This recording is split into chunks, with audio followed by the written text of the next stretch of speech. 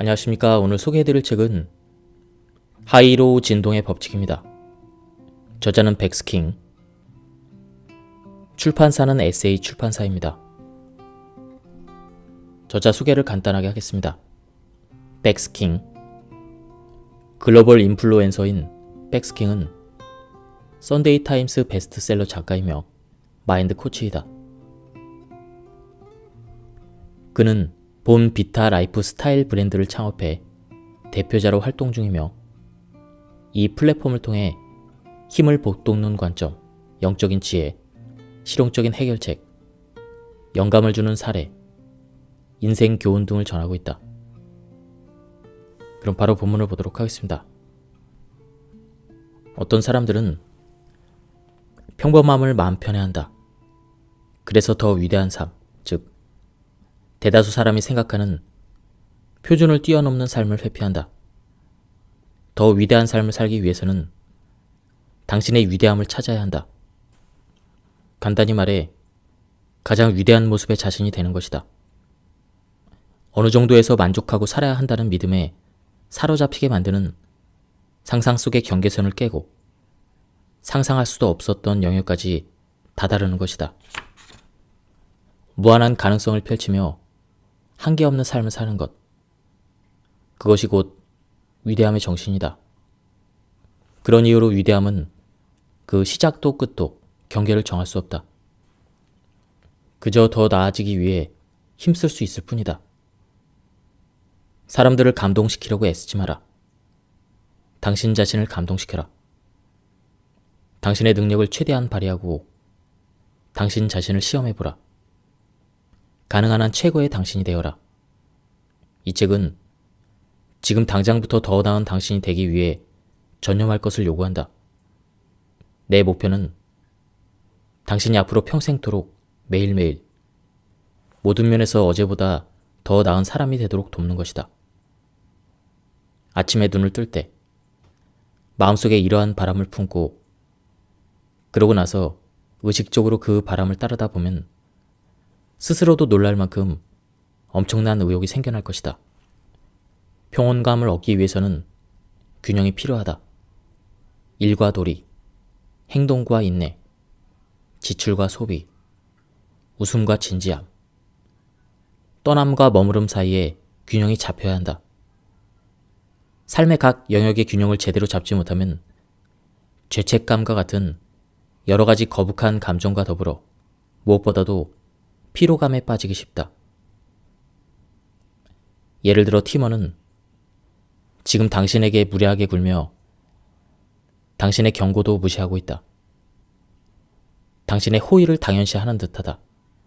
그런데다 프로젝트 팀의 다른 팀원들이 당신의 관대함을 편애로 여겨 섭섭해할 수도 있다. 이런 예의 경우 당신이 관대하고 정직하며 공정한 절차를 따르는 사람이라면 더 강한 행동을 취하는 결정에 죄책감을 가질 필요가 없다.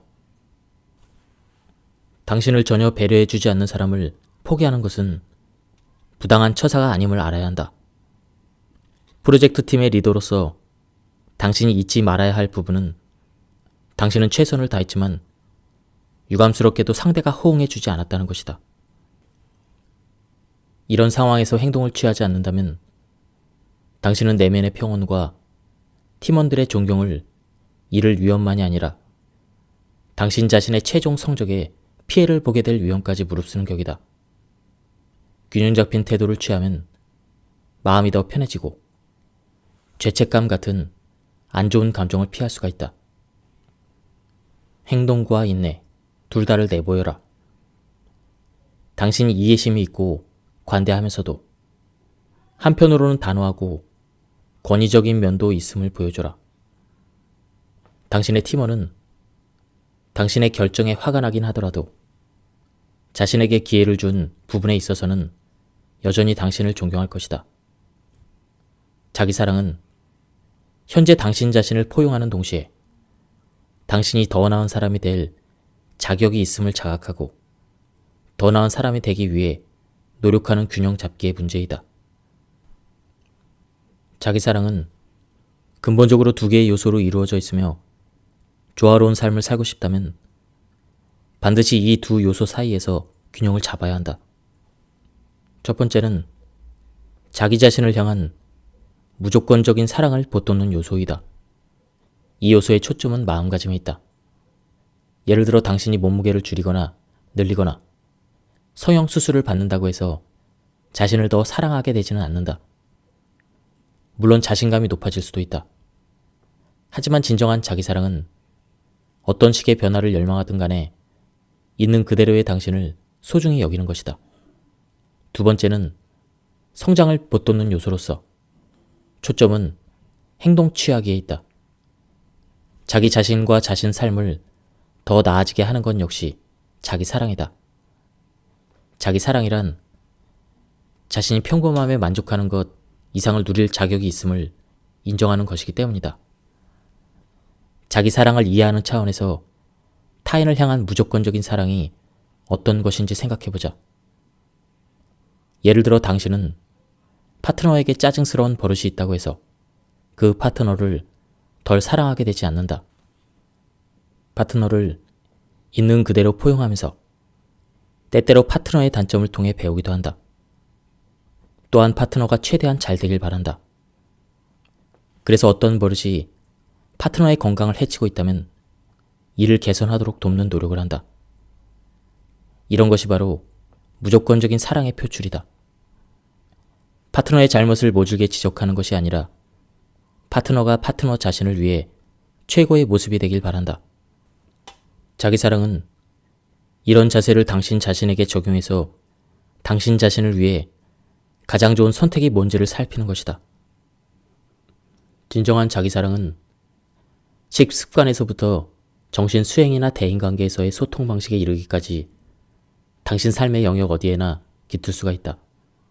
그리고 당연한 얘기지만 자기 사랑의 중요한 측면은 바로 포용이다. 있는 그대로 당신에게 만족해야 한다. 결국 자기 사랑을 실행하려면 스스로에게 힘을 북돋아주며 진정한 자신이 될 자유를 주어야 한다. 자기 사랑을 이해하면 마음가짐과 행동 사이에서 균형을 잡을 수가 있다. 균형이 잡혀있지 않으면 비틀거리다가 넘어지고 갈팡질팡 헤매기 일쑤이다. 당신이 당신 자신을 사랑하다 보면 어느 순간부턴 삶이 그 사랑을 되돌려 줄 것이다. 나아가 마음가짐과 행동 사이에 균형이 잡히면 더 높은 주파수로 진동할 수 있게 된다. 이상적으로 우리는 삶에서 가능한 한 애정과 기쁨을 느끼고 싶어 한다.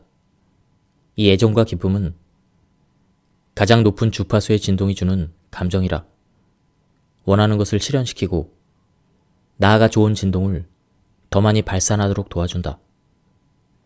반면 증오, 분노, 절망의 감정은 아주 낮은 주파수의 진동을 띈다. 우리가 원하지 않는 것을 더 많이 끌어당긴다. 진동의 법칙에서 내세우는 원칙에 따르면 좋은 진동을 받기 위해서는 좋은 진동을 발산해야 한다. 우리가 내보내는 진동은 진동 주파수의 전송기와 수신기처럼 언제나 비슷한 주파수에서 진동하는 물질을 우리에게로 끌어당긴다. 다시 말해 우리가 우리 주변에 보내는 감정은 그 감정과 조화되는 그 진동으로 우리에게 되돌아온다는 얘기이다. 따라서 기쁨의 감정을 내보내면 기쁨을 느낄 일들을 더 많이 겪게 된다. 흔히들 원하는 것을 가져야만 기분이 좋아진다고 생각하는데 이는 잘못된 생각이다. 사실 지금 당장부터 좋은 기분을 느낄 수 있다. 우리가 발산하는 감정은 유사성 원칙에 의거해서 우리의 경험으로 되돌아온다. 궁극적으로 자기 사랑과 진동 높이기는 서로 밀접히 맞물려 있다. 진동을 높이려고 노력하면 당신 스스로에게 당신이 받아 마땅한 애정과 관심을 증명해 보여주게 된다. 좋은 기분을 느끼며 좋은 것을 끌어당기게 된다. 긍정적인 행동을 취하고 마음가짐을 바꾸면서 더 위대한 일을 실현시키게 된다. 당신 자신을 사랑하면서 애착이 가는 삶을 살게 된다.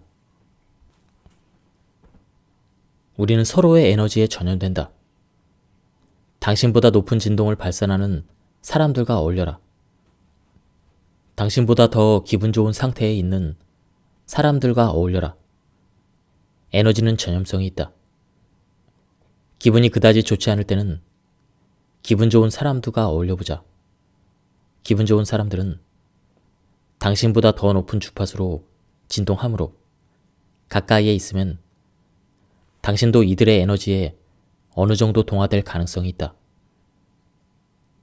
연구가들이 밝혀낸 바에 따르면 녹조류인 클라미도모나스는 다른 식물로부터 에너지를 얻는다고 하는데 내 경험상 인간도 이 녹조류와 흡사하게 타인으로부터 에너지를 얻을 수 있는 가능성이 충분하다. 혹시 처음 만났는데 어쩐지 그다지 좋지 않은 느낌을 받았던 사람이 없는가? 당시에는 딱히 이유를 꼬집어 말할 수는 없지만 보통은 시간이 지나면 괜히 그런 느낌이 들었던 것이 아님을 알게 된다. 즉, 안 좋은 진동을 받았던 셈이다. 에너지는 거짓말을 하지 않는다. 기분 좋은 사람처럼 행동하면 당신의 내면 상태가 바뀌면서 진동이 높아질 것이다. 그런 척을 하다 보면 나중에 정말 그렇게 된다는 개념은 그동안 숱하게 검증되어 왔다.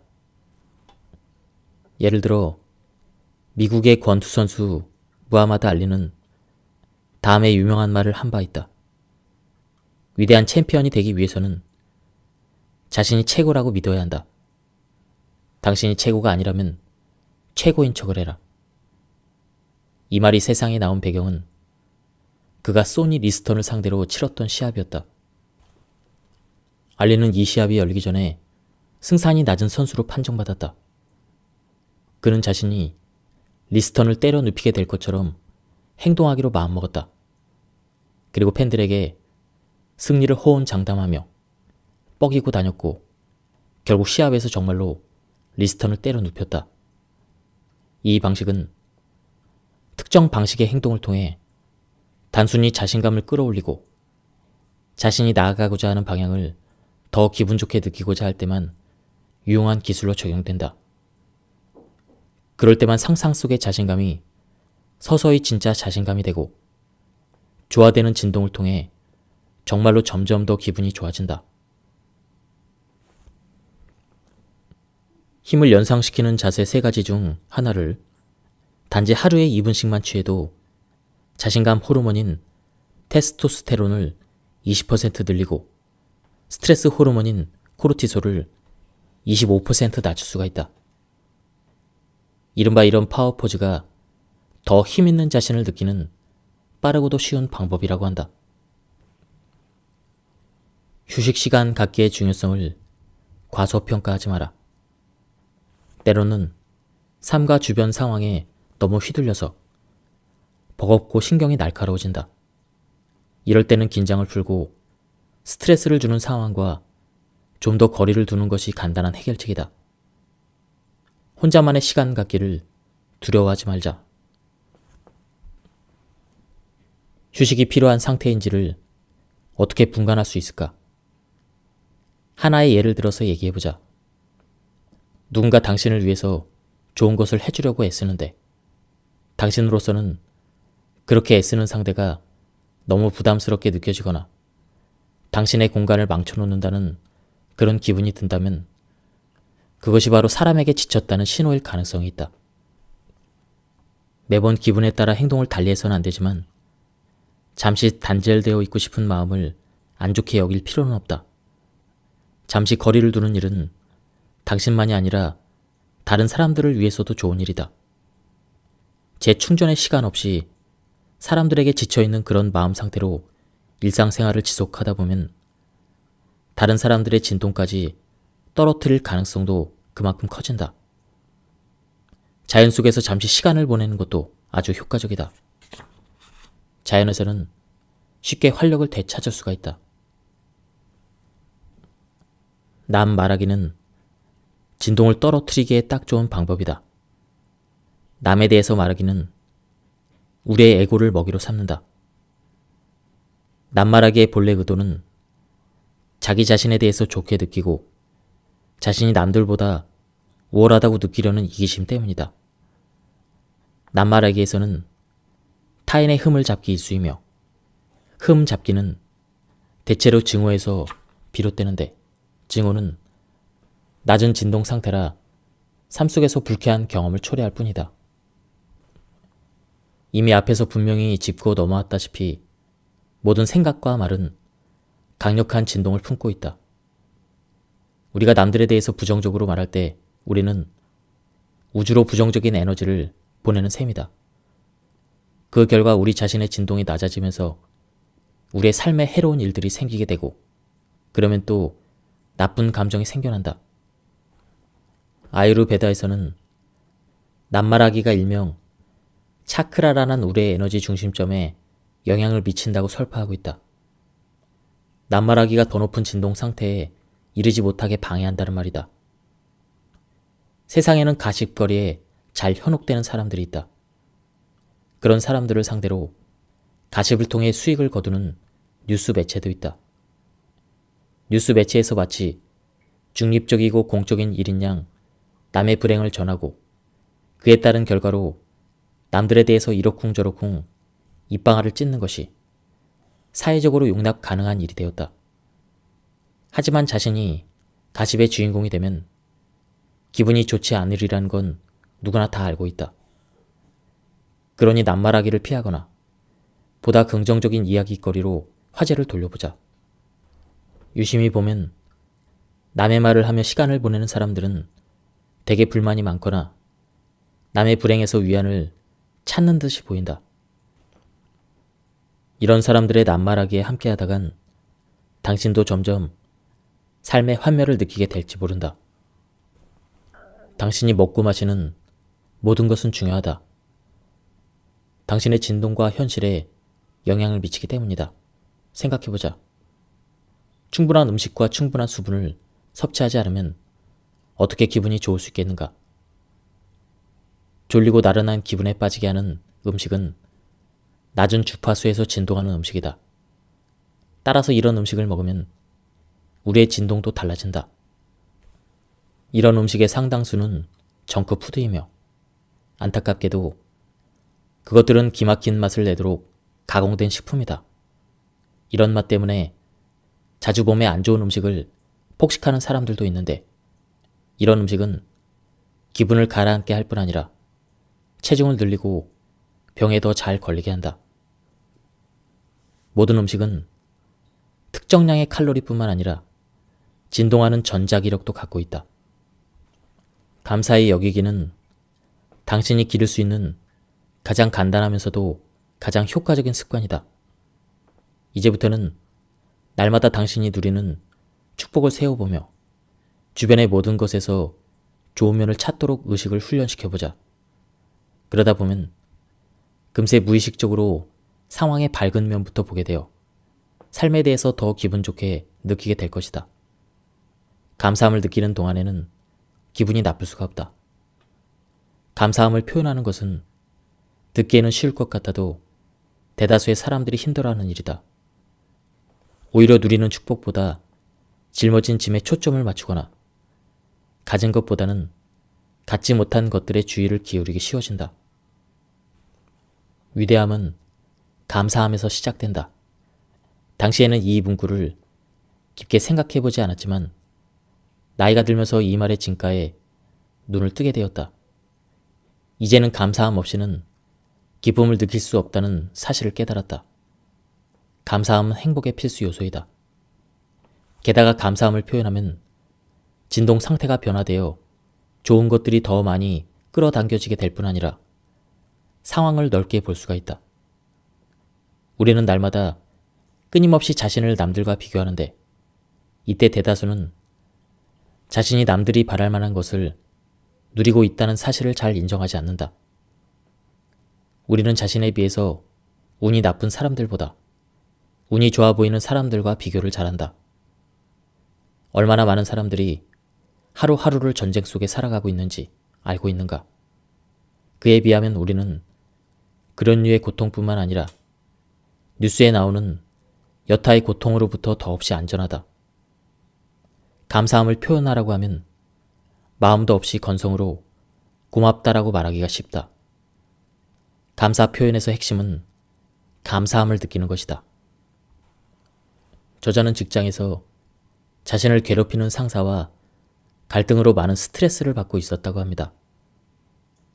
그러다 영적 스승 에스더 힉스의 온라인 동영상을 몇 편 보게 되었고 지금까지 내가 에너지를 그릇되게 쓰고 있었음을 깨달았다. 분명 상대에게도 문제가 있긴 했지만 사실상 내가 해결에 초점을 맞추기보다는 그 문제의 먹잇감을 대주고 있었던 셈이었다. 이후 해결에 초점을 맞추기 시작하자 상황이 개선되었다. 나는 보수가 좋은 직장에 다니고 있다는 것에 감사함을 드러내려고 의식적으로 노력했다. 사실 나도 잘 알았다. 직장을 구하는 것조차 힘든 마당에 두둑한 급여를 주는 직장에 다닌다는 것은 특히 더 감사한 일이었다. 게다가 그 급여 덕분에 삶에서 여러 가지 안락함도 누리고 있었다. 나는 감사하는 상태, 즉 높은 진동 상태에 머물도록 마음을 다잡기 위해 자주 이런 감사할 면들을 떠올렸다. 몇 달 후에 이 관리자는 승진해서 다른 팀으로 옮겨갔다. 나도 급여가 인상되었고 업무에서 훨씬 더 많은 자유를 누리게 되었다. 이 기간이 그 직장에서 보낸 가장 좋았던 시절에 든다. 단지 좋은 기분을 유지하기로 결심했을 뿐인데 기분이 훨씬 좋아지게 되는 보상을 얻게 된 셈이다. 너무도 많은 사람들이 에너지의 방향을 두려움에 맞춘다. 당신의 문제점들이 실제로는 존재하지 않는다는 얘기를 하려는 것이 아니다. 에너지의 초점을 문제의 해결에 맞춰보라는 얘기다. 우주는 모든 영역에서 풍부한 자원을 가지고 있다. 다만 우리가 두려움의 환각에 가려막혀 그 풍부한 자원을 제대로 활용하지 못하고 있을 뿐이다. 부정적인 감정을 무시하는 것은 당신 몸에 독을 품고 있는 격이다. 느끼는 모든 감정을 이해하는 법을 배워라. 여기에서의 목표는 억지로 긍정적인 생각을 하라는 것이 아니다. 부정적인 생각을 유익한 생각으로 바꿔서 더 좋은 기분을 느낄 수 있게 되는 것이다. 지배적인 생각은 감정에 큰 영향을 미쳐 상황을 어떻게 느낄지를 결정짓는다. 많은 사람들이 긍정적인 생각을 하려고 했을 때 저지르는 문제가 있다. 바로 변환 과정을 무시하는 것이다.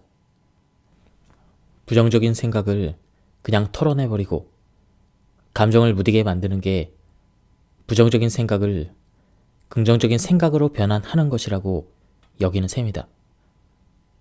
이런 방법은 단지 괜찮다고 생각하도록 스스로를 속이려는 행동에 불과하기 때문에 대체로 효과가 없다. 진짜 감정이 구하는 다른 암시를 발산해서 효과가 없을 수밖에 없다. 억제된 감정은 몸 안에서 독이 되어 결국에는 타격을 입힐 수도 있다.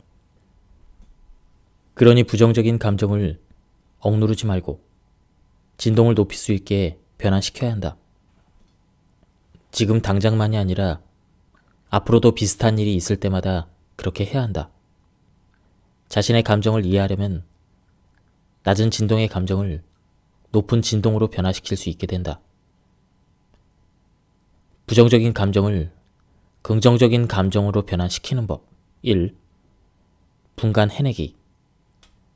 감정 상태를 변화시키기 위해서는 어떤 감정을 느끼고 있는지 분간해야 한다. 사라의 경우에는 슬프고 두려운 감정을 느꼈다. 우리가 더 깊이 파고들어 살펴보니 사라는 자신이 괄시받고 있다고 느끼며 자신감이 하락한 상태였다. 2. 질문하기. 우선 스스로에게 질문해보자. 왜 이런 감정을 느끼는 걸까? 어떤 생각이 이런 감정을 일으킨 걸까? 하고 말이다. 이 단계에서는 자신의 생각을 의식적으로 짚어보게 된다. 우리가 갖고 있는 믿음의 상당수는 과장, 오해, 남들부터로 강요된 견해의 바탕을 둔다.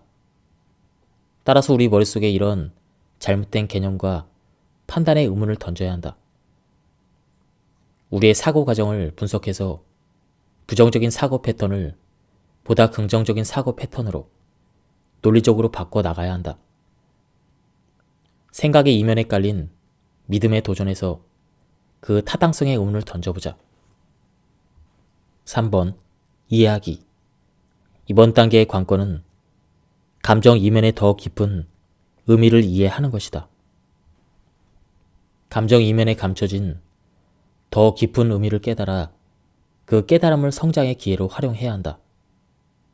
사라는 스스로의 가치가 남들의 생각에 따라 좌우되었던 이유가 자신의 낮은 자존감 때문임을 알게 되었다.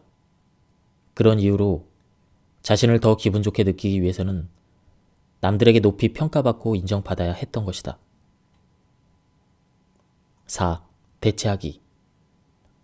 사람을 무력화시키는 이런 생각들을 힘을 북돋는 생각으로 바꿔야 한다.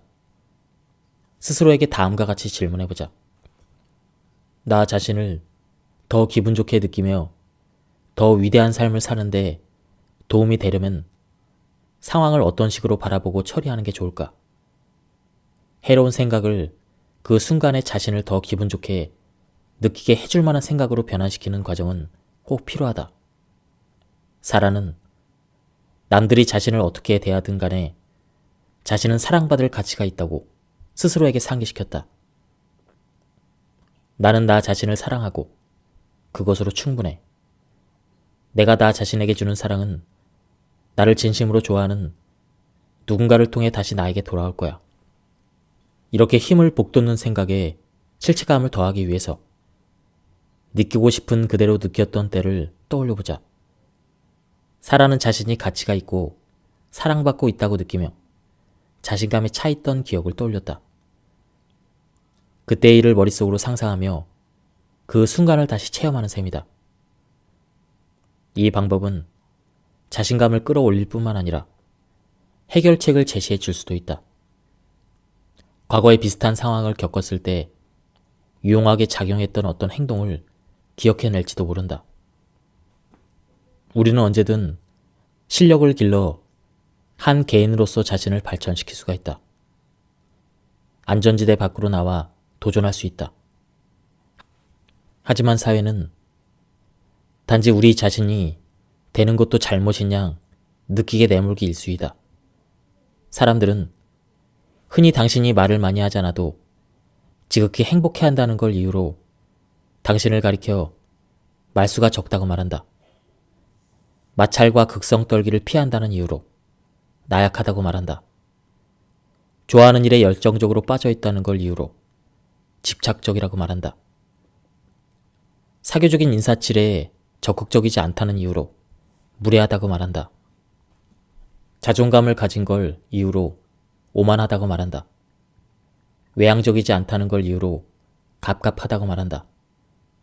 자기들과 다른 신념을 가진 걸 이유로 틀렸다고 말한다. 잡담에 잘 끼지 않으려고 한다고 숙기가 없다고 말한다. 사회적인 트렌드를 따르지 않으려고 한다는 걸 이유로 별나다고 말한다. 긍정성을 지키기 위해서 최선을 다한다는 이유로 가식적이라고 말한다.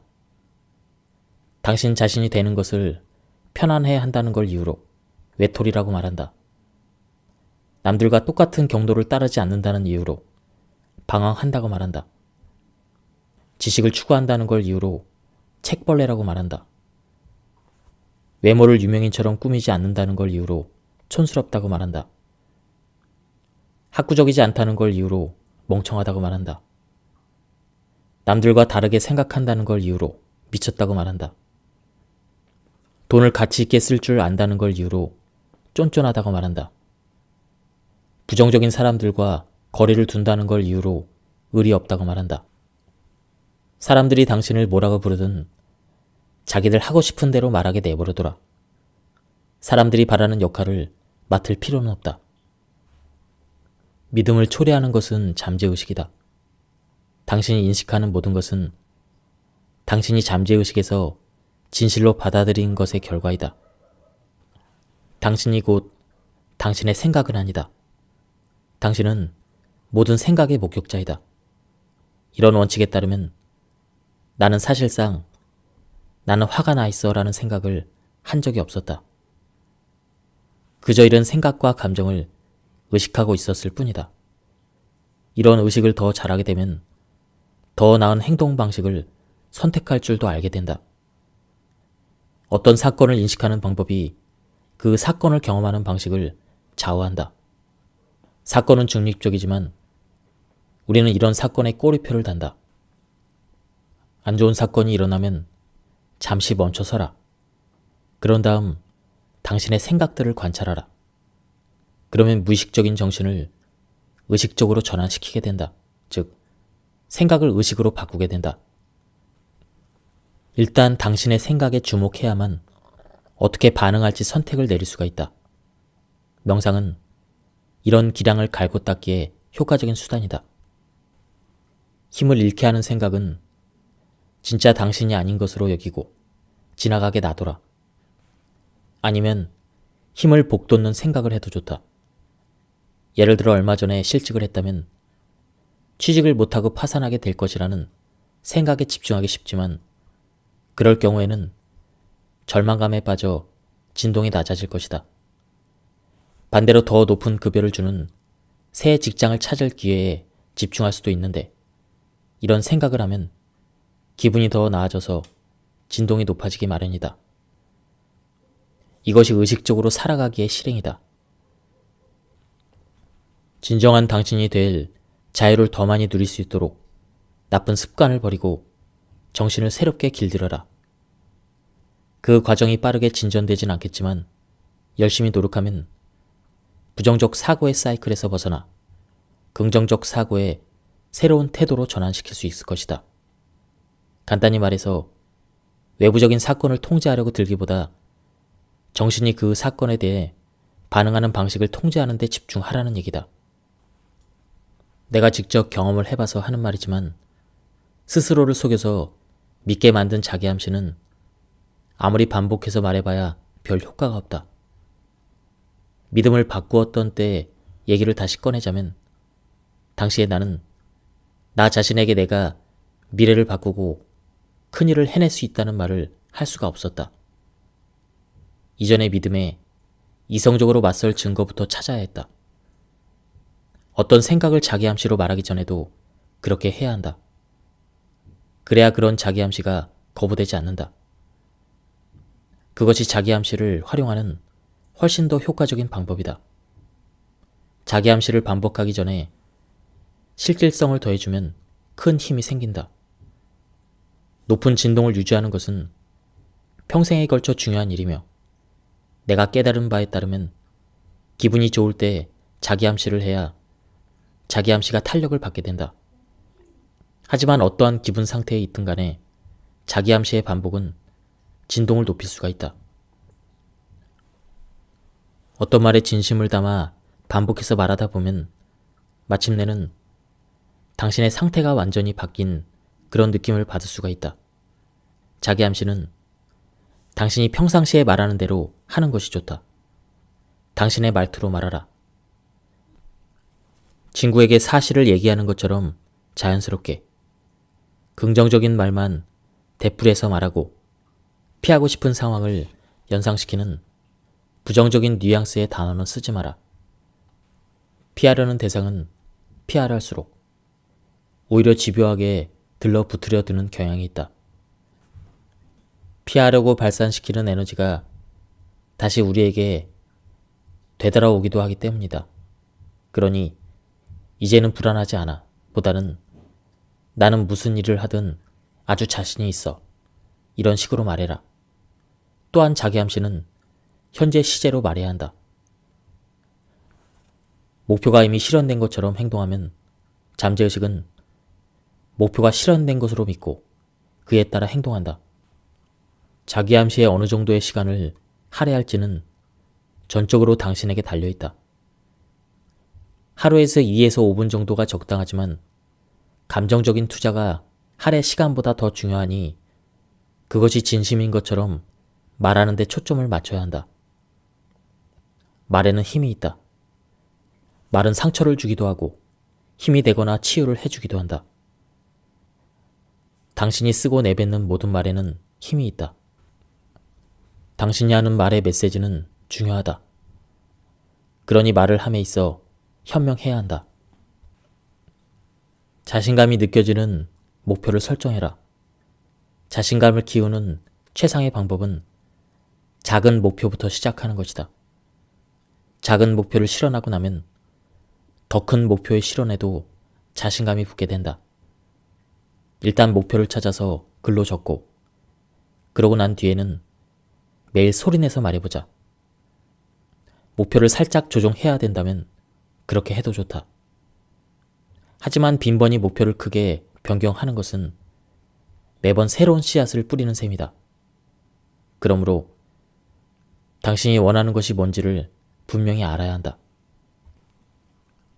우리가 바라는 바를 구체적으로 상상할 때 우리는 스스로를 조율해서 시각화의 대상과 같은 주파수로 진동하게 되는 셈이다. 나아가 이 과정은 자기 암시를 할 때와 똑같은 방식으로 잠재의식에 영향을 미치기도 한다. 뇌와 신경계는 상상과 현실을 구분하지 못한다. 우리는 이 점을 유리하게 이용할 수가 있다. 우리가 주입하는 생각을 뇌가 사실이라고 믿으면 우리의 삶에도 그 믿음이 반영되기 시작한다. 당신이 현재의 자신보다 더 자신감을 가지고 있다고 상상하면 뇌는 그 상상을 사실이라고 생각해서 실제로 자신감이 더 높아진다. 감각을 동원하라. 시각화를 하나의 과정으로 이야기할 때는 머릿속에 개별적인 이미지만 떠올리는 것을 말하는 게 아니다. 그림이 아니라 상황을 떠올려야 한다. 미각, 시각, 촉각, 후각, 청각의 모든 감각을 동원해서 상황을 상상하는 것이다. 할 수 있는 한 가장 자세하고 구체적으로 상황을 떠올려야 한다. 예를 들면 새 차를 원한다면 단지 그 자동차만 머릿속으로 그려보는 수준에 그치지 않고 그 차에 타서 운전하고 다니는 상상을 해보는 것이다. 차에서 나는 소리, 도로의 풍경, 그날의 날씨와 기온 등등 운전 중에 마주칠 여러 상황을 떠올려보자. 창의성을 발휘하고 밝고 다채롭게, 요란하고 거창하게 상황을 그려 현실감을 부여한다. 그리고 바로 그 순간 상상 속 상황이 진짜 현실인 것처럼 생각해보자. 단, 기분을 좋게 해주는 상황을 상상해야 한다. 상상으로 긍정적인 감정을 촉발해야 하며 그러자면 많은 집중력이 필요하니 마음이 편안하고 주의를 산만하게 하는 요소가 별로 없는 조용한 곳에서 시각화를 시도하는 게 좋다. 나는 이 방법을 활용할 때 조금 찌릿찌릿한 느낌이 들면 제대로 잘하고 있다는 확신이 생긴다. 시각화한 상황이 실내처럼 느껴지기 시작하면서 마음이 들떠온다. 좋은 진동을 포용하면서 흘러가는 대로 맡겨두는 법을 배워라. 억지로 결과를 끌어내려 할 필요가 없다. 일단 우주와 조화를 이루면 어차피 당신의 것이 되기로 정해진 것이 당신에게로 올 것이다. 과음을 해서 차 사고를 내 죽을 뻔한 경험을 하고도 이후에 다시 음주운전을 한다면 이는 훨씬 더 무책임한 처신이 된다. 그런 일을 겪고도 또 음주운전을 한다는 것은 또 한 번의 사고를 자초하는 격이고 이때는 살아남지 못할 수도 있다. 다시 말해 교훈을 무시하는 행동은 우주에게 그 교훈을 받아들이지 않겠다는 암시를 보내는 셈이다. 그러니 경고 신호에 주의를 기울여라. 당신은 언제나 우주로부터 진정성과 목적의식을 갖고 살도록 또 더 위대한 일들을 펼치며 살도록 인도받고 있다. 하지만 어떤 일이 당신의 바람대로 되지 않을 때는 그 경험으로부터 무엇을 배울 수 있는지 자문해보자. 안 좋은 경험에는 언제나 배울 거리가 있기 때문이다. 당신에게 필요한 변화가 무엇인지 자문해보자.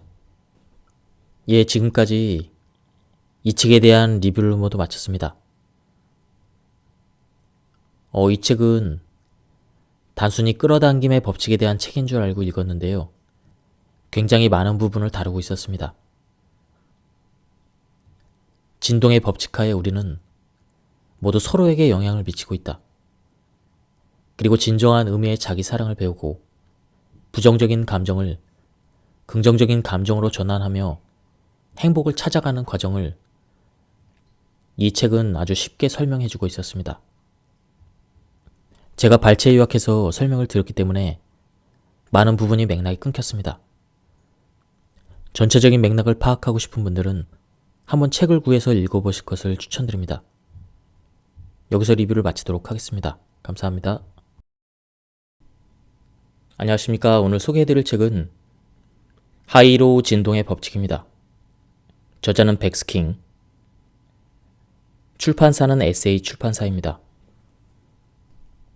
저자 소개를 간단하게 하겠습니다.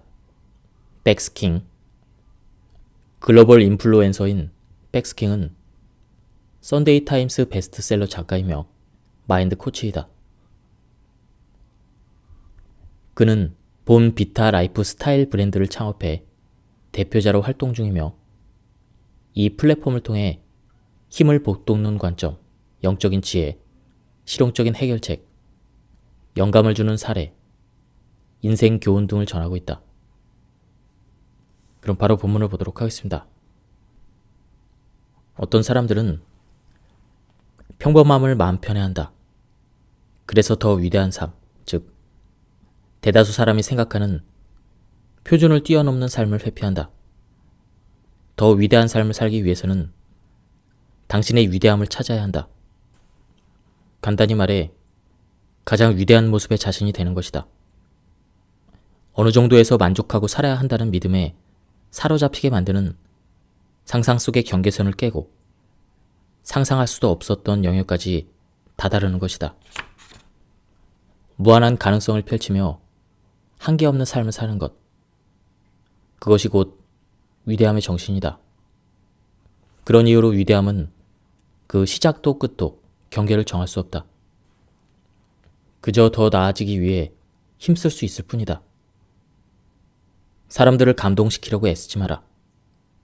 당신 자신을 감동시켜라. 당신의 능력을 최대한 발휘하고 당신 자신을 시험해보라. 가능한 한 최고의 당신이 되어라.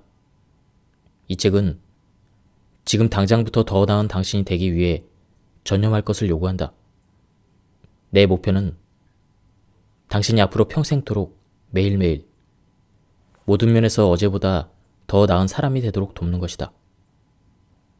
아침에 눈을 뜰 때 마음속에 이러한 바람을 품고 그러고 나서 의식적으로 그 바람을 따르다 보면 스스로도 놀랄 만큼 엄청난 의욕이 생겨날 것이다. 평온감을 얻기 위해서는 균형이 필요하다. 일과 도리, 행동과 인내, 지출과 소비, 웃음과 진지함, 떠남과 머무름 사이에 균형이 잡혀야 한다. 삶의 각 영역의 균형을 제대로 잡지 못하면 죄책감과 같은 여러 가지 거북한 감정과 더불어 무엇보다도 피로감에 빠지기 쉽다. 예를 들어 팀원은 지금 당신에게 무례하게 굴며 당신의 경고도 무시하고 있다. 당신의 호의를 당연시하는 듯하다. 그런데다 프로젝트 팀의 다른 팀원들이 당신의 관대함을 편애로 여겨 섭섭해할 수도 있다. 이런 예의 경우 당신이 관대하고 정직하며 공정한 절차를 따르는 사람이라면 더 강한 행동을 취하는 결정에 죄책감을 가질 필요가 없다. 당신을 전혀 배려해주지 않는 사람을 포기하는 것은 부당한 처사가 아님을 알아야 한다. 프로젝트 팀의 리더로서 당신이 잊지 말아야 할 부분은 당신은 최선을 다했지만 유감스럽게도 상대가 호응해주지 않았다는 것이다. 이런 상황에서 행동을 취하지 않는다면 당신은 내면의 평온과 팀원들의 존경을 잃을 위험만이 아니라 당신 자신의 최종 성적에 피해를 보게 될 위험까지 무릅쓰는 격이다. 균형 잡힌 태도를 취하면 마음이 더 편해지고 죄책감 같은 안 좋은 감정을 피할 수가 있다. 행동과 인내, 둘 다를 내보여라. 당신이 이해심이 있고 관대하면서도 한편으로는 단호하고 권위적인 면도 있음을 보여줘라. 당신의 팀원은 당신의 결정에 화가 나긴 하더라도 자신에게 기회를 준 부분에 있어서는 여전히 당신을 존경할 것이다. 자기 사랑은 현재 당신 자신을 포용하는 동시에 당신이 더 나은 사람이 될 자격이 있음을 자각하고 더 나은 사람이 되기 위해 노력하는 균형 잡기의 문제이다.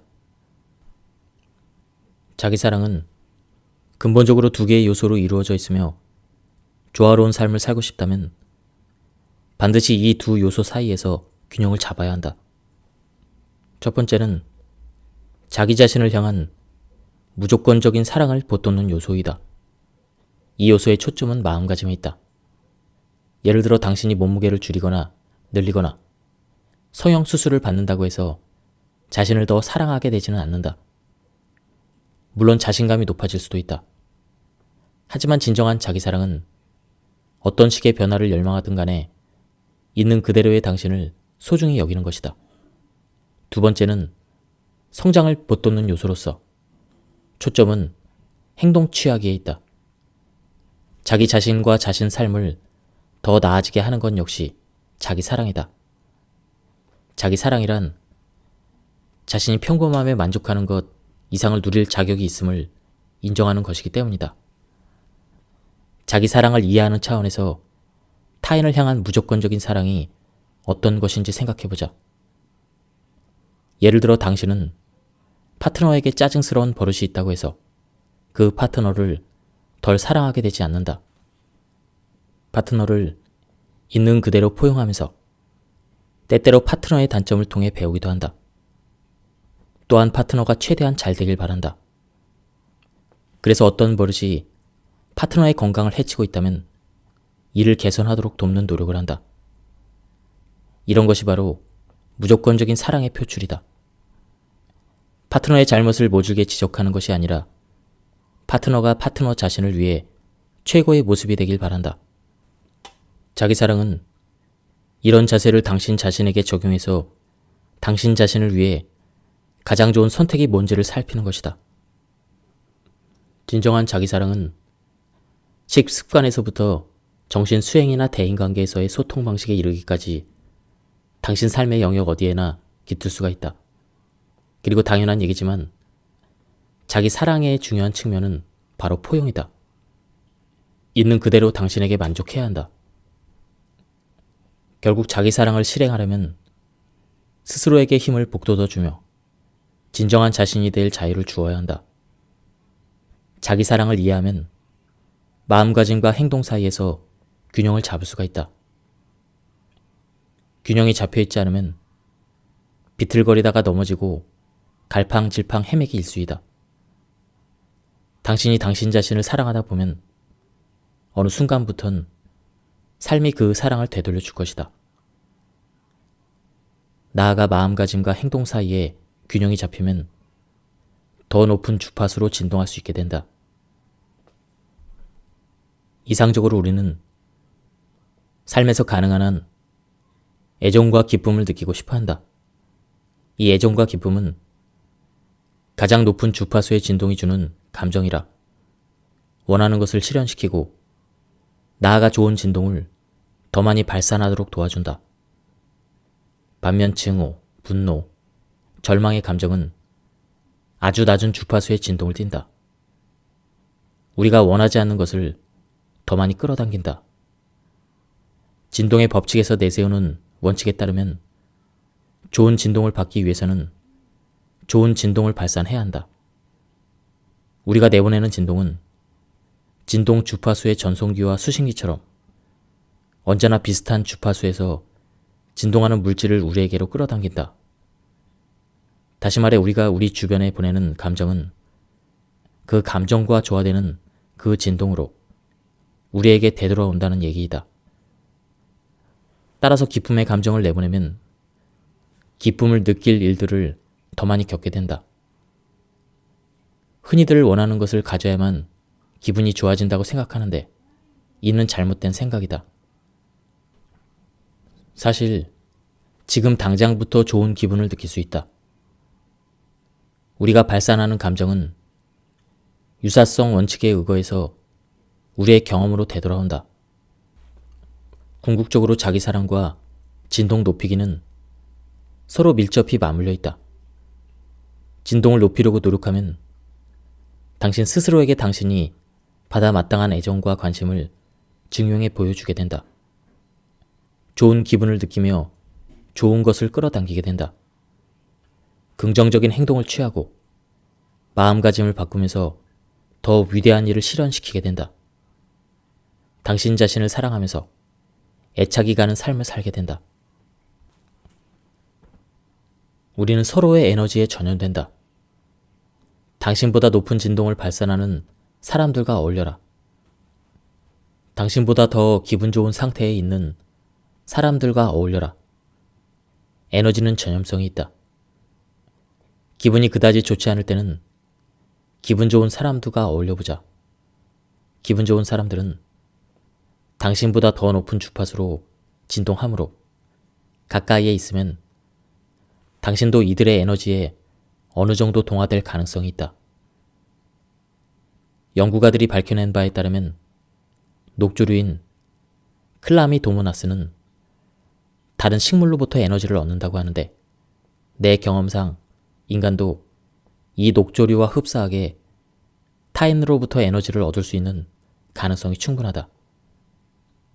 혹시 처음 만났는데 어쩐지 그다지 좋지 않은 느낌을 받았던 사람이 없는가? 당시에는 딱히 이유를 꼬집어 말할 수는 없지만 보통은 시간이 지나면 괜히 그런 느낌이 들었던 것이 아님을 알게 된다. 즉, 안 좋은 진동을 받았던 셈이다. 에너지는 거짓말을 하지 않는다. 기분 좋은 사람처럼 행동하면 당신의 내면 상태가 바뀌면서 진동이 높아질 것이다. 그런 척을 하다 보면 나중에 정말 그렇게 된다는 개념은 그동안 숱하게 검증되어 왔다. 예를 들어 미국의 권투 선수 무하마드 알리는 다음에 유명한 말을 한 바 있다. 위대한 챔피언이 되기 위해서는 자신이 최고라고 믿어야 한다. 당신이 최고가 아니라면 최고인 척을 해라. 이 말이 세상에 나온 배경은 그가 소니 리스턴을 상대로 치렀던 시합이었다. 알리는 이 시합이 열리기 전에 승산이 낮은 선수로 판정받았다. 그는 자신이 리스턴을 때려 눕히게 될 것처럼 행동하기로 마음먹었다. 그리고 팬들에게 승리를 호언장담하며 뻐기고 다녔고 결국 시합에서 정말로 리스턴을 때려 눕혔다. 이 방식은 특정 방식의 행동을 통해 단순히 자신감을 끌어올리고 자신이 나아가고자 하는 방향을 더 기분 좋게 느끼고자 할 때만 유용한 기술로 적용된다. 그럴 때만 상상 속의 자신감이 서서히 진짜 자신감이 되고 조화되는 진동을 통해 정말로 점점 더 기분이 좋아진다. 힘을 연상시키는 자세 3가지 중 하나를 단지 하루에 2분씩만 취해도 자신감 호르몬인 테스토스테론을 20% 늘리고 스트레스 호르몬인 코르티솔을 25% 낮출 수가 있다. 이른바 이런 파워 포즈가 더 힘있는 자신을 느끼는 빠르고도 쉬운 방법이라고 한다. 휴식 시간 갖기의 중요성을 과소평가하지 마라. 때로는 삶과 주변 상황에 너무 휘둘려서 버겁고 신경이 날카로워진다. 이럴 때는 긴장을 풀고 스트레스를 주는 상황과 좀 더 거리를 두는 것이 간단한 해결책이다. 혼자만의 시간 갖기를 두려워하지 말자.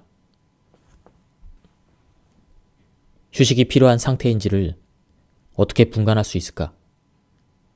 하나의 예를 들어서 얘기해보자. 누군가 당신을 위해서 좋은 것을 해주려고 애쓰는데 당신으로서는 그렇게 애쓰는 상대가 너무 부담스럽게 느껴지거나 당신의 공간을 망쳐놓는다는 그런 기분이 든다면 그것이 바로 사람에게 지쳤다는 신호일 가능성이 있다. 매번 기분에 따라 행동을 달리해서는 안 되지만 잠시 단절되어 있고 싶은 마음을 안 좋게 여길 필요는 없다. 잠시 거리를 두는 일은 당신만이 아니라 다른 사람들을 위해서도 좋은 일이다. 재충전의 시간 없이 사람들에게 지쳐있는 그런 마음 상태로 일상생활을 지속하다 보면 다른 사람들의 진동까지 떨어뜨릴 가능성도 그만큼 커진다. 자연 속에서 잠시 시간을 보내는 것도 아주 효과적이다. 자연에서는 쉽게 활력을 되찾을 수가 있다. 남 말하기는 진동을 떨어뜨리기에 딱 좋은 방법이다. 남에 대해서 말하기는 우리의 에고를 먹이로 삼는다. 남 말하기의 본래 의도는 자기 자신에 대해서 좋게 느끼고 자신이 남들보다 우월하다고 느끼려는 이기심 때문이다. 남 말하기에서는 타인의 흠을 잡기 일쑤이며 흠 잡기는 대체로 증오에서 비롯되는데 증오는 낮은 진동 상태라 삶 속에서 불쾌한 경험을 초래할 뿐이다. 이미 앞에서 분명히 짚고 넘어왔다시피 모든 생각과 말은 강력한 진동을 품고 있다. 우리가 남들에 대해서 부정적으로 말할 때 우리는 우주로 부정적인 에너지를 보내는 셈이다. 그 결과 우리 자신의 진동이 낮아지면서 우리의 삶에 해로운 일들이 생기게 되고 그러면 또 나쁜 감정이 생겨난다. 아유르베다에서는 낱말하기가 일명 차크라라는 우리의 에너지 중심점에 영향을 미친다고 설파하고 있다. 낱말하기가 더 높은 진동 상태에 이르지 못하게 방해한다는 말이다. 세상에는 가십거리에 잘 현혹되는 사람들이 있다. 그런 사람들을 상대로 가십을 통해 수익을 거두는 뉴스 매체도 있다. 뉴스 매체에서 마치 중립적이고 공적인 일인 양 남의 불행을 전하고 그에 따른 결과로 남들에 대해서 이러쿵저러쿵 입방아를 찢는 것이 사회적으로 용납 가능한 일이 되었다. 하지만 자신이 가십의 주인공이 되면 기분이 좋지 않으리라는 건 누구나 다 알고 있다. 그러니 낱말하기를 피하거나 보다 긍정적인 이야기거리로 화제를 돌려보자. 유심히 보면 남의 말을 하며 시간을 보내는 사람들은 되게 불만이 많거나 남의 불행에서 위안을 찾는 듯이 보인다. 이런 사람들의 낱말하기에 함께하다간 당신도 점점 삶의 환멸을 느끼게 될지 모른다. 당신이 먹고 마시는 모든 것은 중요하다. 당신의 진동과 현실에 영향을 미치기 때문이다. 생각해보자. 충분한 음식과 충분한 수분을 섭취하지 않으면 어떻게 기분이 좋을 수 있겠는가? 졸리고 나른한 기분에 빠지게 하는 음식은 낮은 주파수에서 진동하는 음식이다. 따라서 이런 음식을 먹으면 우리의 진동도 달라진다.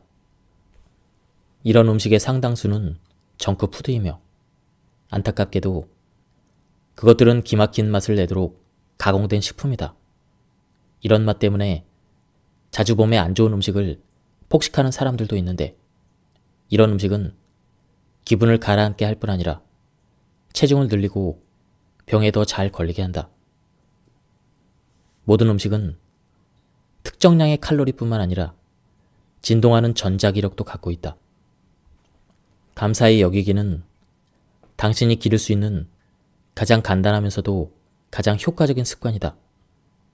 이제부터는 날마다 당신이 누리는 축복을 세워보며 주변의 모든 것에서 좋은 면을 찾도록 의식을 훈련시켜보자. 그러다 보면 금세 무의식적으로 상황의 밝은 면부터 보게 되어 삶에 대해서 더 기분 좋게 느끼게 될 것이다. 감사함을 느끼는 동안에는 기분이 나쁠 수가 없다. 감사함을 표현하는 것은 듣기에는 쉬울 것 같아도 대다수의 사람들이 힘들어하는 일이다.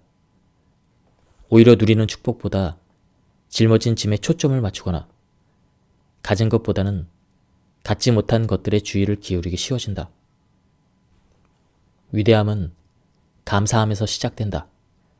당시에는 이 문구를 깊게 생각해보지 않았지만 나이가 들면서 이 말의 진가에 눈을 뜨게 되었다. 이제는 감사함 없이는 기쁨을 느낄 수 없다는 사실을 깨달았다. 감사함은 행복의 필수 요소이다. 게다가 감사함을 표현하면 진동 상태가 변화되어 좋은 것들이 더 많이 끌어당겨지게 될 뿐 아니라 상황을 넓게 볼 수가 있다. 우리는 날마다 끊임없이 자신을 남들과 비교하는데 이때 대다수는 자신이 남들이 바랄 만한 것을 누리고 있다는 사실을 잘 인정하지 않는다. 우리는 자신에 비해서 운이 나쁜 사람들보다 운이 좋아 보이는 사람들과 비교를 잘한다. 얼마나 많은 사람들이 하루하루를 전쟁 속에 살아가고 있는지 알고 있는가? 그에 비하면 우리는 그런 류의 고통뿐만 아니라 뉴스에 나오는 여타의 고통으로부터 더없이 안전하다.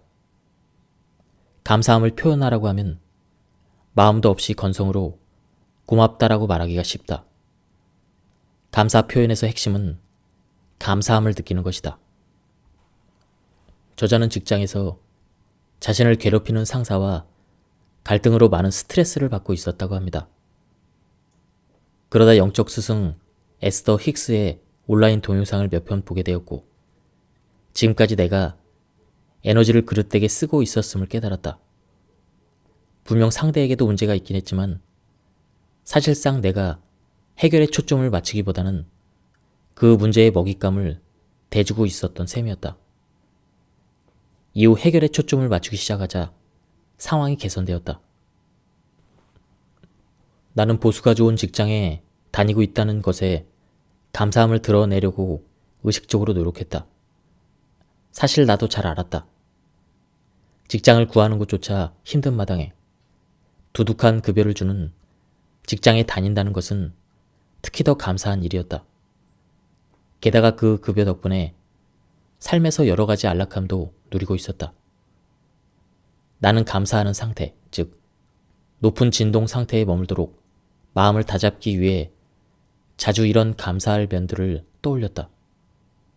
몇 달 후에 이 관리자는 승진해서 다른 팀으로 옮겨갔다. 나도 급여가 인상되었고 업무에서 훨씬 더 많은 자유를 누리게 되었다. 이 기간이 그 직장에서 보낸 가장 좋았던 시절에 든다. 단지 좋은 기분을 유지하기로 결심했을 뿐인데 기분이 훨씬 좋아지게 되는 보상을 얻게 된 셈이다. 너무도 많은 사람들이 에너지의 방향을 두려움에 맞춘다. 당신의 문제점들이 실제로는 존재하지 않는다는 얘기를 하려는 것이 아니다. 에너지의 초점을 문제의 해결에 맞춰보라는 얘기다. 우주는 모든 영역에서 풍부한 자원을 가지고 있다. 다만 우리가 두려움의 환각에 가려막혀 그 풍부한 자원을 제대로 활용하지 못하고 있을 뿐이다. 부정적인 감정을 무시하는 것은 당신 몸에 독을 품고 있는 격이다. 느끼는 모든 감정을 이해하는 법을 배워라. 여기에서의 목표는 억지로 긍정적인 생각을 하라는 것이 아니다. 부정적인 생각을 유익한 생각으로 바꿔서 더 좋은 기분을 느낄 수 있게 되는 것이다. 지배적인 생각은 감정에 큰 영향을 미쳐 상황을 어떻게 느낄지를 결정짓는다. 많은 사람들이 긍정적인 생각을 하려고 했을 때 저지르는 문제가 있다. 바로 변환 과정을 무시하는 것이다. 부정적인 생각을 그냥 털어내버리고 감정을 무디게 만드는 게 부정적인 생각을 긍정적인 생각으로 변환하는 것이라고 여기는 셈이다. 이런 방법은 단지 괜찮다고 생각하도록 스스로를 속이려는 행동에 불과하기 때문에 대체로 효과가 없다. 진짜 감정이 구하는 다른 암시를 발산해서 효과가 없을 수밖에 없다. 억제된 감정은 몸 안에서 독이 되어 결국에는 타격을 입힐 수도 있다. 그러니 부정적인 감정을 억누르지 말고 진동을 높일 수 있게 변환시켜야 한다. 지금 당장만이 아니라 앞으로도 비슷한 일이 있을 때마다 그렇게 해야 한다. 자신의 감정을 이해하려면 낮은 진동의 감정을 높은 진동으로 변화시킬 수 있게 된다. 부정적인 감정을 긍정적인 감정으로 변환시키는 법. 1. 분간 해내기. 감정 상태를 변화시키기 위해서는 어떤 감정을 느끼고 있는지 분간해야 한다. 사라의 경우에는 슬프고 두려운 감정을 느꼈다. 우리가 더 깊이 파고들어 살펴보니 사라는 자신이 괄시받고 있다고 느끼며 자신감이 하락한 상태였다. 2. 질문하기. 우선 스스로에게 질문해보자. 왜 이런 감정을 느끼는 걸까? 어떤 생각이 이런 감정을 일으킨 걸까? 하고 말이다. 이 단계에서는 자신의 생각을 의식적으로 짚어보게 된다. 우리가 갖고 있는 믿음의 상당수는 과장, 오해, 남들부터로 강요된 견해의 바탕을 둔다. 따라서 우리 머릿속에 이런 잘못된 개념과 판단의 의문을 던져야 한다. 우리의 사고 과정을 분석해서 부정적인 사고 패턴을 보다 긍정적인 사고 패턴으로 논리적으로 바꿔 나가야 한다. 생각의 이면에 깔린 믿음에 도전해서 그 타당성의 의문을 던져보자. 3번. 이해하기. 이번 단계의 관건은 감정 이면의 더 깊은 의미를 이해하는 것이다. 감정 이면에 감춰진 더 깊은 의미를 깨달아 그 깨달음을 성장의 기회로 활용해야 한다. 사라는 스스로의 가치가 남들의 생각에 따라 좌우되었던 이유가 자신의 낮은 자존감 때문임을 알게 되었다. 그런 이유로 자신을 더 기분 좋게 느끼기 위해서는 남들에게 높이 평가받고 인정받아야 했던 것이다. 4. 대체하기. 사람을 무력화시키는 이런 생각들을 힘을 북돋는 생각으로 바꿔야 한다. 스스로에게 다음과 같이 질문해보자. 나 자신을 더 기분 좋게 느끼며 더 위대한 삶을 사는데 도움이 되려면 상황을 어떤 식으로 바라보고 처리하는 게 좋을까? 해로운 생각을 그 순간에 자신을 더 기분 좋게 느끼게 해줄 만한 생각으로 변환시키는 과정은 꼭 필요하다. 사라는 남들이 자신을 어떻게 대하든 간에 자신은 사랑받을 가치가 있다고 스스로에게 상기시켰다. 나는 나 자신을 사랑하고 그것으로 충분해. 내가 나 자신에게 주는 사랑은 나를 진심으로 좋아하는 누군가를 통해 다시 나에게 돌아올 거야. 이렇게 힘을 북돋는 생각에 실체감을 더하기 위해서 느끼고 싶은 그대로 느꼈던 때를 떠올려보자. 사라는 자신이 가치가 있고 사랑받고 있다고 느끼며 자신감에 차있던 기억을 떠올렸다. 그때의 일을 머릿속으로 상상하며 그 순간을 다시 체험하는 셈이다. 이 방법은 자신감을 끌어올릴 뿐만 아니라 해결책을 제시해 줄 수도 있다. 과거에 비슷한 상황을 겪었을 때 유용하게 작용했던 어떤 행동을 기억해낼지도 모른다. 우리는 언제든 실력을 길러 한 개인으로서 자신을 발전시킬 수가 있다. 안전지대 밖으로 나와 도전할 수 있다. 하지만 사회는 단지 우리 자신이 되는 것도 잘못인 양 느끼게 내몰기 일쑤이다. 사람들은 흔히 당신이 말을 많이 하지 않아도 지극히 행복해한다는 걸 이유로 당신을 가리켜 말수가 적다고 말한다. 마찰과 극성 떨기를 피한다는 이유로 나약하다고 말한다. 좋아하는 일에 열정적으로 빠져있다는 걸 이유로 집착적이라고 말한다. 사교적인 인사치레에 적극적이지 않다는 이유로 무례하다고 말한다. 자존감을 가진 걸 이유로 오만하다고 말한다. 외향적이지 않다는 걸 이유로 갑갑하다고 말한다. 자기들과 다른 신념을 가진 걸 이유로 틀렸다고 말한다. 잡담에 잘 끼지 않으려고 한다고 숫기가 없다고 말한다. 사회적인 트렌드를 따르지 않으려고 한다는 걸 이유로 별나다고 말한다. 긍정성을 지키기 위해서 최선을 다한다는 이유로 가식적이라고 말한다. 당신 자신이 되는 것을 편안해 한다는 걸 이유로 외톨이라고 말한다. 남들과 똑같은 경로를 따르지 않는다는 이유로 방황한다고 말한다. 지식을 추구한다는 걸 이유로 책벌레라고 말한다. 외모를 유명인처럼 꾸미지 않는다는 걸 이유로 촌스럽다고 말한다. 학구적이지 않다는 걸 이유로 멍청하다고 말한다. 남들과 다르게 생각한다는 걸 이유로 미쳤다고 말한다. 돈을 가치 있게 쓸 줄 안다는 걸 이유로 쫀쫀하다고 말한다. 부정적인 사람들과 거리를 둔다는 걸 이유로 의리 없다고 말한다. 사람들이 당신을 뭐라고 부르든 자기들 하고 싶은 대로 말하게 내버려둬라. 사람들이 바라는 역할을 맡을 필요는 없다. 믿음을 초래하는 것은 잠재의식이다.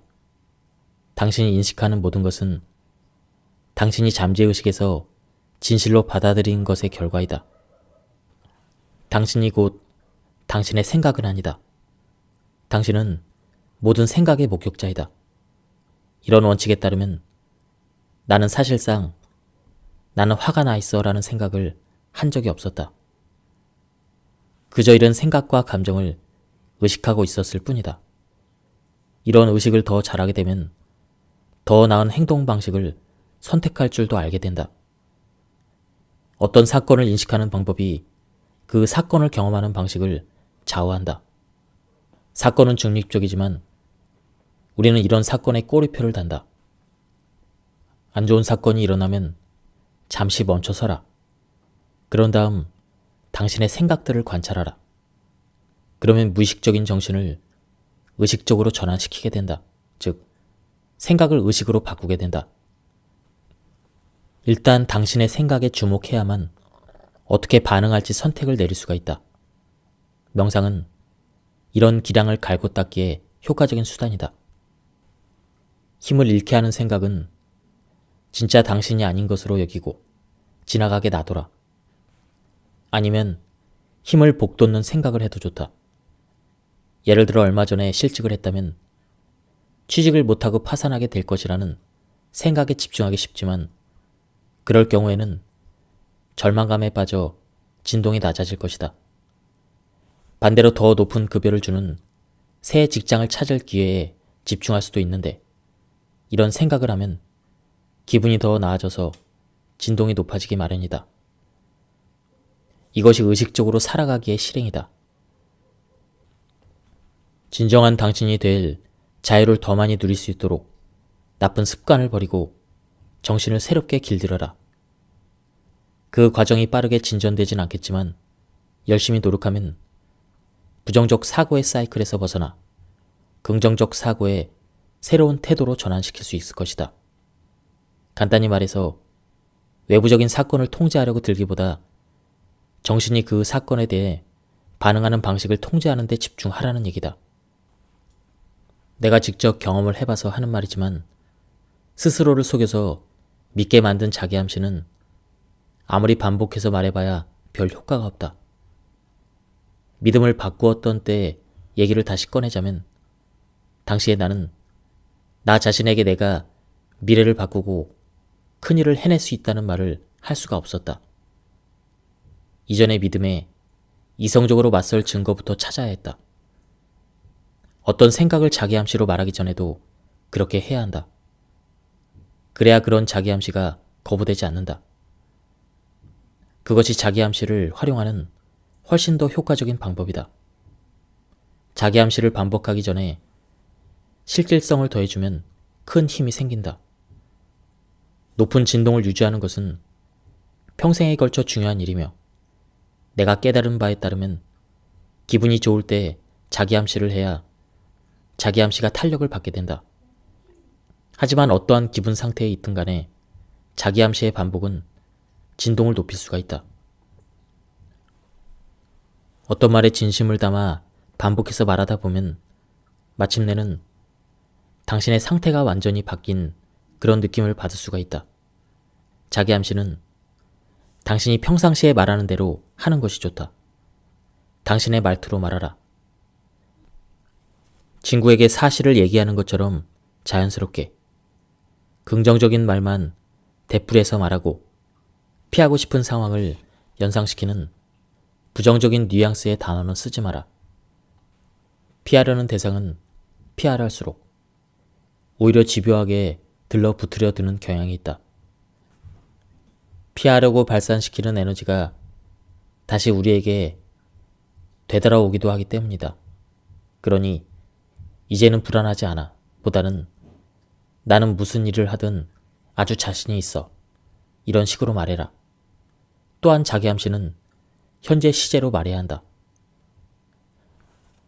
목표가 이미 실현된 것처럼 행동하면 잠재의식은 목표가 실현된 것으로 믿고 그에 따라 행동한다. 자기 암시에 어느 정도의 시간을 할애할지는 전적으로 당신에게 달려있다. 하루에서 2에서 5분 정도가 적당하지만 감정적인 투자가 할애 시간보다 더 중요하니 그것이 진심인 것처럼 말하는 데 초점을 맞춰야 한다. 말에는 힘이 있다. 말은 상처를 주기도 하고 힘이 되거나 치유를 해주기도 한다. 당신이 쓰고 내뱉는 모든 말에는 힘이 있다. 당신이 하는 말의 메시지는 중요하다.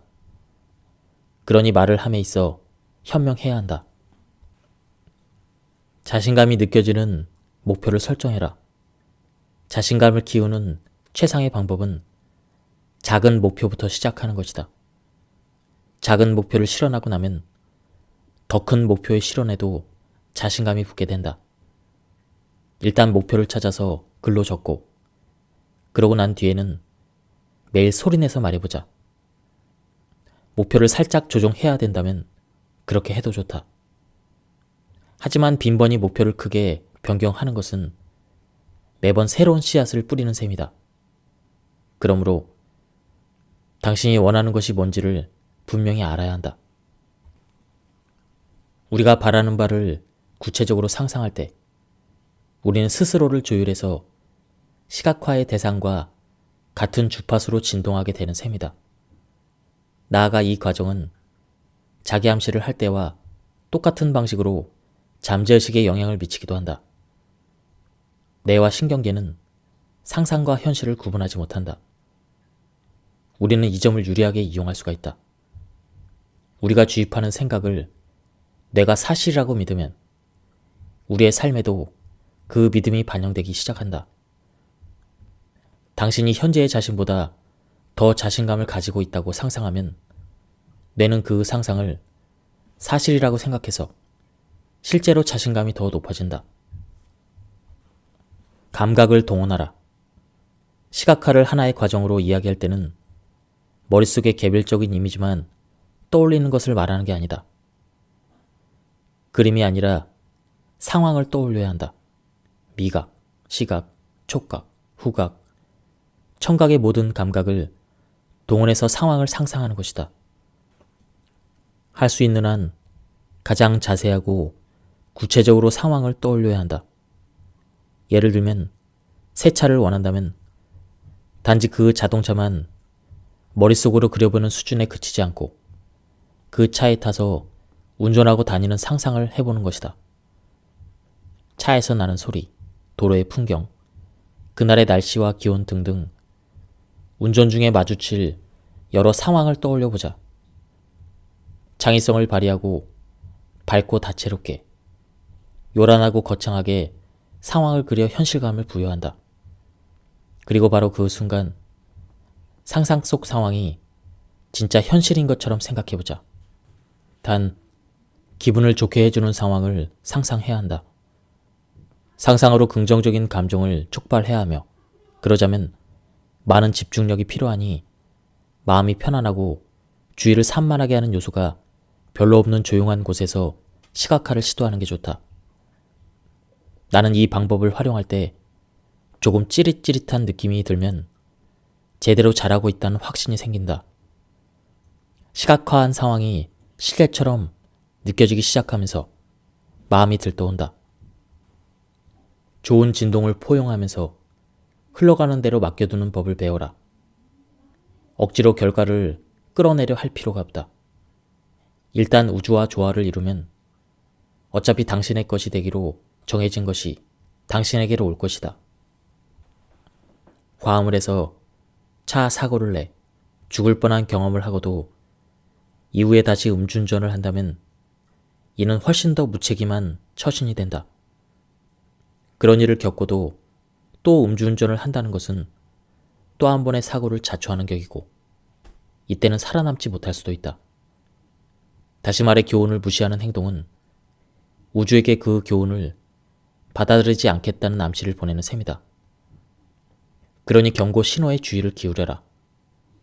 당신은 언제나 우주로부터 진정성과 목적의식을 갖고 살도록 또 더 위대한 일들을 펼치며 살도록 인도받고 있다. 하지만 어떤 일이 당신의 바람대로 되지 않을 때는 그 경험으로부터 무엇을 배울 수 있는지 자문해보자. 안 좋은 경험에는 언제나 배울 거리가 있기 때문이다. 당신에게 필요한 변화가 무엇인지 자문해보자. 예, 지금까지 이 책에 대한 리뷰를 모두 마쳤습니다. 이 책은 단순히 끌어당김의 법칙에 대한 책인 줄 알고 읽었는데요. 굉장히 많은 부분을 다루고 있었습니다. 진동의 법칙하에 우리는 모두 서로에게 영향을 미치고 있다. 그리고 진정한 의미의 자기 사랑을 배우고 부정적인 감정을 긍정적인 감정으로 전환하며 행복을 찾아가는 과정을 이 책은 아주 쉽게 설명해주고 있었습니다. 제가 발췌 요약해서 설명을 드렸기 때문에 많은 부분이 맥락이 끊겼습니다. 전체적인 맥락을 파악하고 싶은 분들은 한번 책을 구해서 읽어보실 것을 추천드립니다. 여기서 리뷰를 마치도록 하겠습니다. 감사합니다.